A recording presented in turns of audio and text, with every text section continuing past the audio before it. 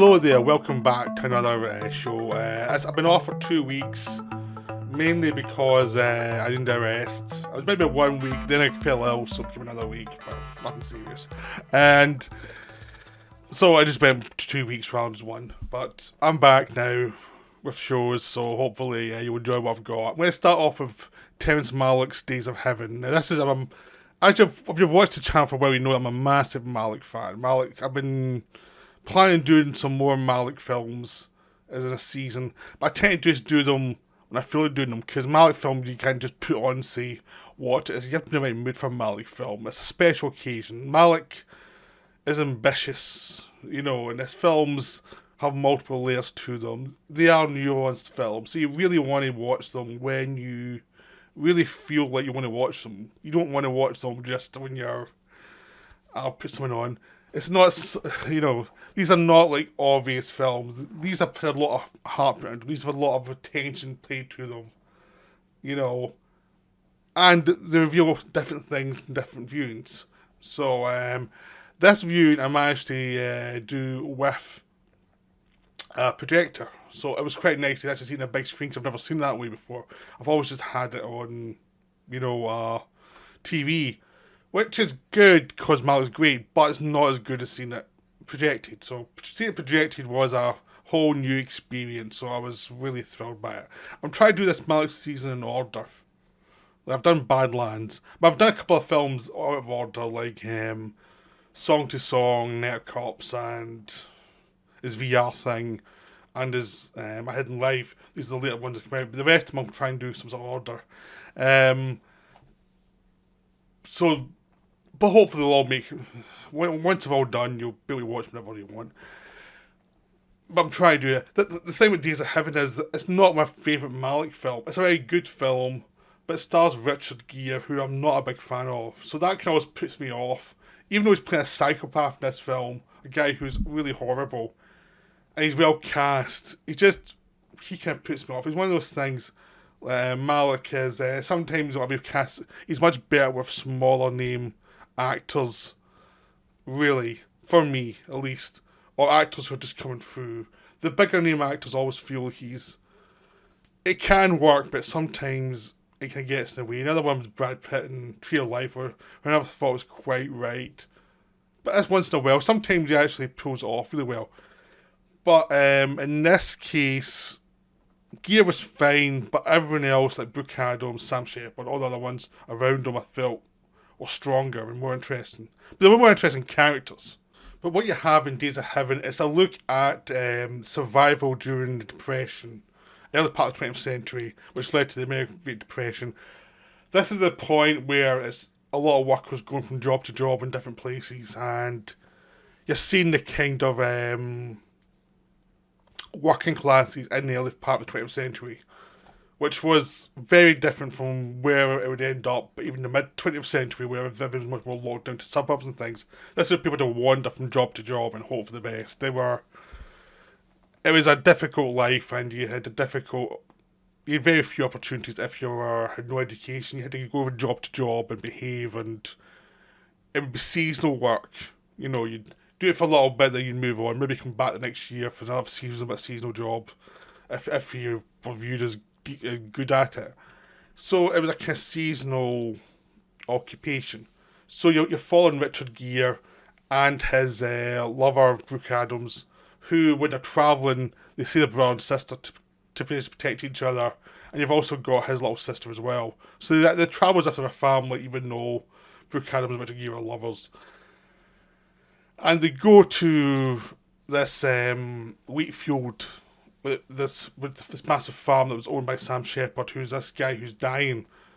But he built up this whole industry, But it's coming to naught because he's dying. He doesn't have any offspring. He's going to die, and he knows it. But he still gets on with his life. He tries to get the harvest done and try and provide, even though he's doing really well financially. He's dying. It's just that's life. Sometimes something that happens. So you have that dynamic of him dying and the rich guy dying and the poor who are trying to make a living basically place to place. The big problem is Richard Gere's got a temper. His character's got a temper, and he gets into fights, and he ends up. They're on the run from Chicago because he got into a fight with somebody, and they were badly injured, so he's on the run to the police then. And he's just a guy who always seems to be in trouble. He can't keep his mouth shut. He annoys people who are supervisors. They all know he's smirking at them behind their back. They all know he thinks he's better than them. And he's just irritated to anybody who is just trying to get through the day. He's just one of those people who causes trouble wherever they go. He can't shut his mouth. So, having him in this arena is always going to cause chaos. He's the chaos within the arena. And he is basically a sociopath. Like, he's in love with Brooke Adams, but it feels more possessive than anything. It just feels like it's creepy. It's just that Richard Gere romance doesn't ever seem to work for me. I always think he requires a bit of a stalker in movies. I much prefer when he plays the villains, or villainous parts like this, where it's like the kind of coldness of the actor can be used really well. And that's what really works here with him, is like, he is playing a sociopath. So he leaves the emotions to everyone else. He's just the cause of all the damage. But the real strength of the film was really in the other characters are more human.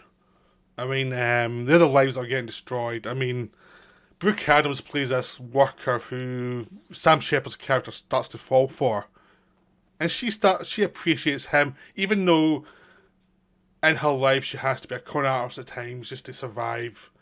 It's not like she's a really mean person or anything. It's just she's a damaged person because she works in a working class environment. And sometimes you have to do scams to survive, but it's not like she's really like going or anything about it. It's just like it's what you do to survive. And Brooke Adams was always a very good presence in 70s, 80s movies. She always had this warmth, intelligence, observational thing. We see in Dead Zone, Cuba. You know, lots of films like this. She was always really good. Based on Body Snatchers remake, she's always like a really good presence in a movie, and she really grounds this film with some emotion, even though her character has some coldness. And that's what's the difference between her and Gere's. Gere's character is all cold, and I think he's probably written to be more of a victim of his own flaws. But I think the acting kind of made it much more sociopathic. With her, it's much warmer and someone who wants to do good, but is very flawed. She's a very normal human being with lots of problems. And Sam Shepard's terrific as a farmer, because he is this sort of decent person who doesn't deserve what fate's going to bring his way. He is trying to be decent to the workers. He doesn't let them shirk, but he does try and be decent to them. He's not a mean person. He has enforcers who make sure the work's done, but he doesn't do that. He handles the money, he handles the crops. And yet, it sounds this a very decent person. This is Sam Shepard's debut as an actor. And he's always been an interesting presence in films. I mean, if you just look at the right stuff, you know, he's always one of those actors who's always kind of, when he's in a film, it's always quite nice to see him in a film, because he didn't do them that often. He didn't do them that often when he was alive. I mean, he was more a playwright than anything. But when he was there, he always kind of gave something interesting. And here he kind of gives he always got this weird detachment, but involvement at the same time. It's like he's there but not. And that's perfect for this part. A guy who's on his way out and he knows it. And so Shepard's delivery just is perfect for this guy who's kind of almost like a walking ghost through the film in his own way. But he still can get angered by betrayal. And the betrayal really is, he falls in love with Brooke Adams. She stays after the things are over to work for him. They fall in love, they get married, and of course she's still in love with Richard Gere's character, but she starts to change her affections towards him as they go. But of course he finds out about the deception, and that's kind of the basic tragedy of what's there. Because I mean the plot is very basic. It's all about the visuals and the atmosphere and the world that creates these problems. It's not really like people who are out for some master plan. This is just like a ploy of, this guy's attracted to you, he's dying, you can make money off this if you play it right. And she does then, and she starts to realise this is wrong and immoral. She starts to fall for him a little bit, Sam Shepard's character. And it becomes a more complicated emotional situation. That's the bit of the film I like most, when she starts to get more, things get more complicated, where it's not just a scheme, it's something else, there's more emotions involved. And the fact is, he takes in the girl who's the Richard Gere's sister as well, and gives her a decent life, and he's a very decent person. Even though some people think there's something off here, he's happy and he's keeping him alive and he's living longer, so it's a complicated situation. Of course, all hell eventually breaks loose. Deceptions are shown, and it becomes this epic sense of emotions. But this is a film that's very much based in silent era films. I mean, it's in the Criterion Extra, Sam Shepard talks about how he talked to Malick and always try to find ways to cut down the words and use silence and use reactions as emotion rather than having lots and lots of dialogue to explain things. And that's what the film does really well, with the suggestion of people are undone not by what they say, it's by the little habits they have and the emotions they have and the things they don't talk about, but it's there and other people can see it's there. That's what really drives them. You have a voiceover by the sister of Richard Gere's character, and she explains what's going on all the time, but doesn't really, it's done from a child's point of view, doesn't get all the emotions and doesn't realise the drama she's actually in. She's only half there.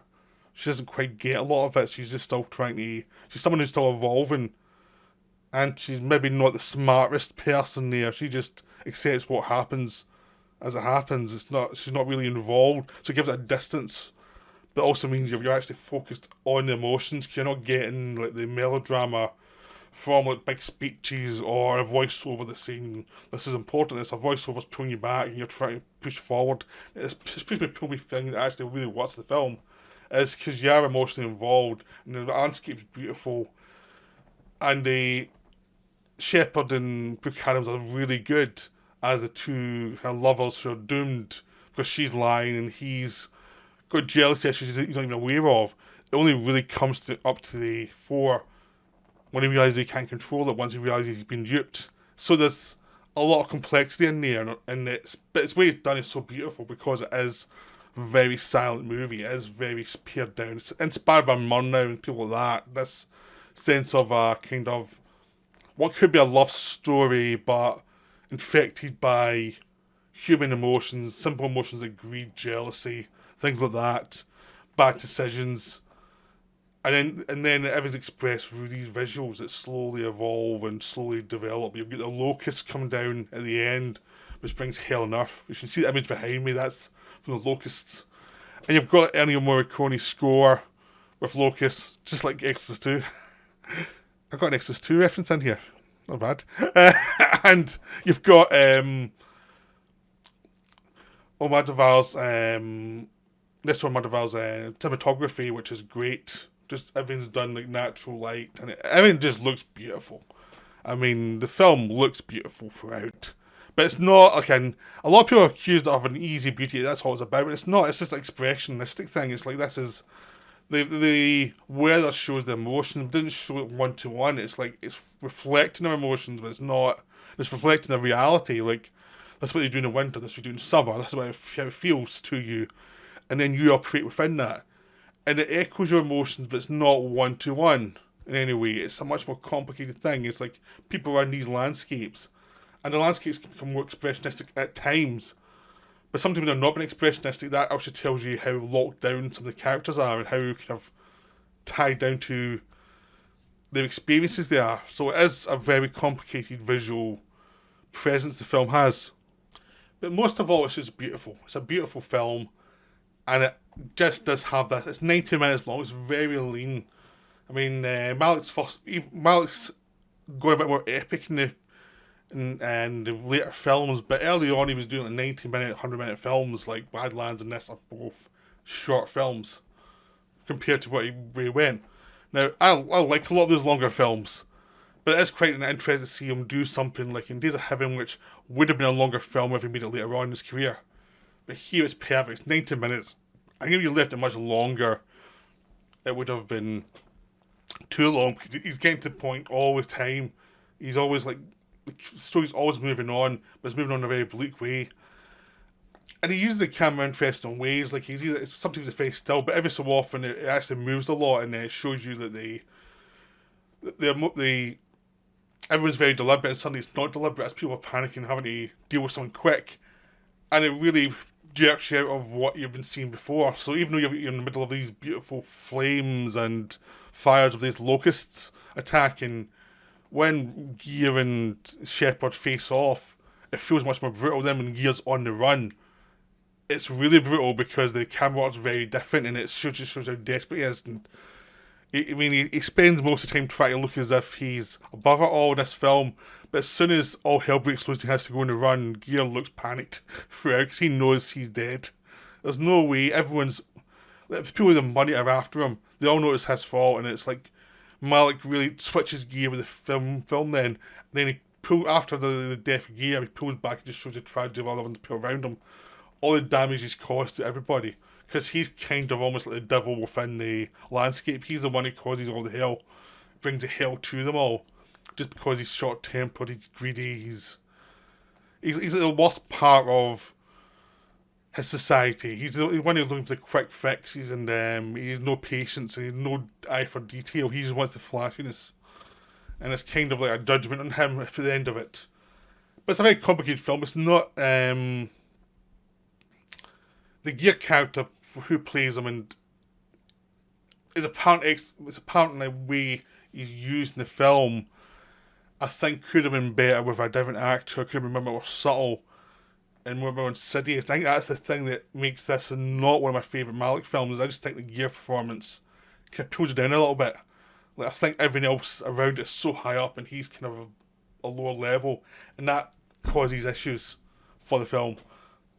But it's still a wonderful film. I mean, it's just not one of my favourite Malick films. But it is really worth seeing. It is like one of the most gorgeous, beautiful films ever. It's just a gorgeous film made by a master who's done better. So, which we'll get to. I mean, Malick's next film is one of my favourite films ever. So there was going to be gushing about that one. So I hope you enjoyed this Days of Heaven video. I'll be back soon with another one.